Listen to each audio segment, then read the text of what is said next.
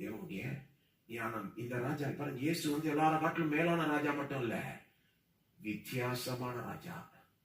மற்றவங்க எப்படி இருக்காங்களோ தலையில் திரும்பி போட்டீங்கன்னா இயேசு அப்படி வித்தியாசமான ராஜா. அவர் வந்து வேற்றுமை பெருமை உள்ள ராஜா இல்ல, தாழ்மை உள்ள ராஜா.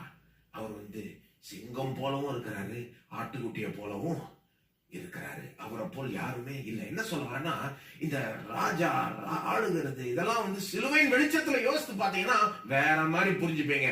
இப்படி யோசிக்கலன்னா வேற எப்படி புரிஞ்சுப்பீங்க? உலக பிரகாரமா புரிஞ்சுப்பீங்க. நல்லா காணுங்க, ஒண்ணு சிலுவை வச்சு புரிஞ்சுக்கணும், இல்லைன்னா உலகத்தை வச்சு புரிஞ்சுக்கணும். எதை வச்சு புரிஞ்சுக்க போறீங்க நீங்க தீர்மானிச்சுக்கோங்க. இந்த ராஜா சிலுவை வச்சு புரிஞ்சுக்கிட்டீங்கன்னா என்ன புரிஞ்சுப்பீங்க? இந்த ராஜா ரொம்ப வித்தியாசம். ராஜாவான் இயேசு இப்படி இல்லாம அப்படி இல்லாம பதில் சொல்லிட்டு இருக்காரு. ஆமா நான் ராஜான்னு சொல்லிட்டு அவன் தப்பா புரிஞ்சுப்பான், அவன் ராஜா மாதிரி யோசிப்பான். இல்லைன்னா ராஜா இல்லைனாலும் உண்மை கிடையாது. ஏன்னா